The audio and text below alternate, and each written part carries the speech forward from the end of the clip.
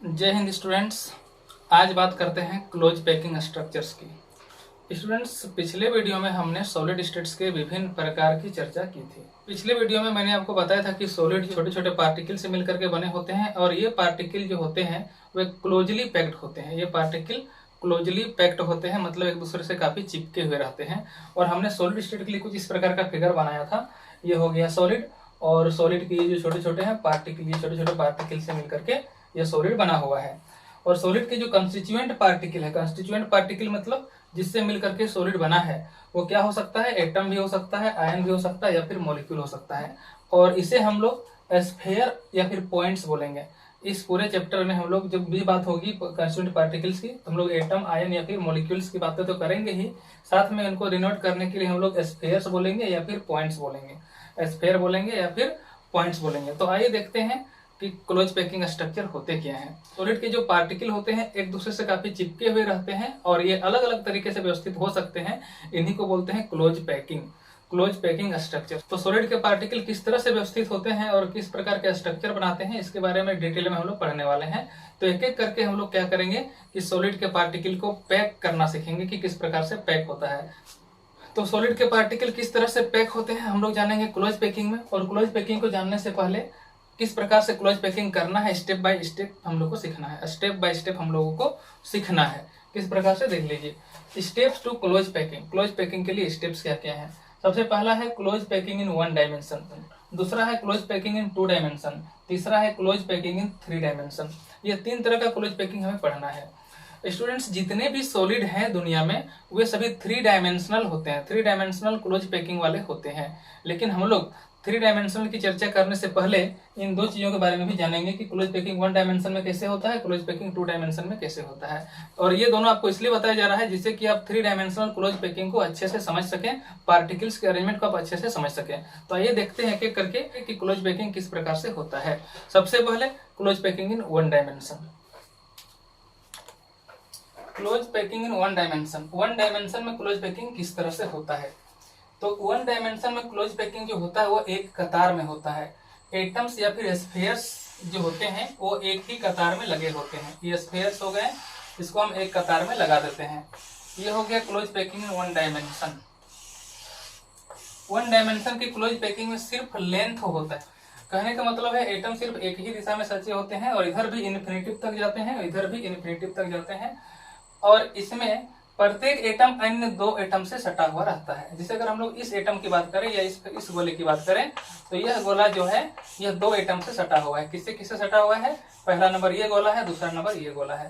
प्रत्येक एटम 2 गोला से सटा होता है, इसलिए इसमें कोऑर्डिनेशन नंबर जो होता है, coordination number, coordination number equal to 2, coordination number 2 होता है। कोऑर्डिनेशन को शॉर्टकट में हम Cn भी लिखेंगे। Cn इक्वल टू क्या है? 2 है।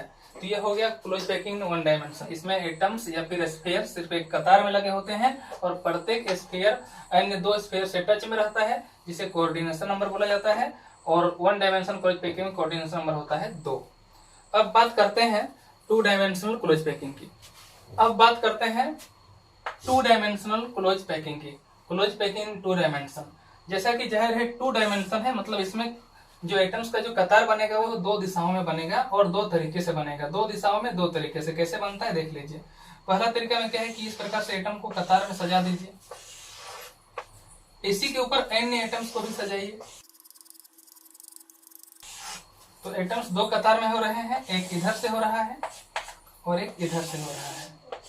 इसी को बोलते हैं 2 डायमेंशनल क्लोज पैकिंग। और यह 2 तरीके से होता है। पहला तरीका तो ये रहेगा, ये तरीका 1 हो गया। दूसरा तरीका क्या है कि इसमें पहले एटम्स को एक कतार में सजा लीजिए,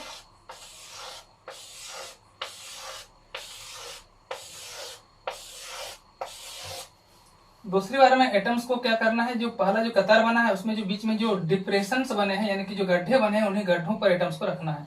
एटम्स को यहां रखेंगे।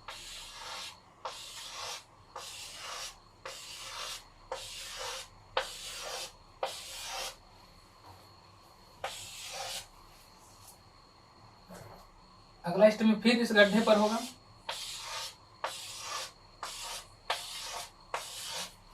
ये हो गया क्लोज पैकिंग इन 2 डायमेंशन। दोनों में डिफरेंस क्या है, इसमें भी दो दिशाओं में है, इधर है और एक इधर है। तो दो दिशाओं में हो रहा है, टू डायरेक्शन में हो रहा है, इसलिए क्या है, ये भी टू डायमेंशनल क्लोज पैकिंग है, ये भी टू डायमेंशनल क्लोज पैकिंग है, ये भी टू डायमेंशनल क्लोज पैकिंग है।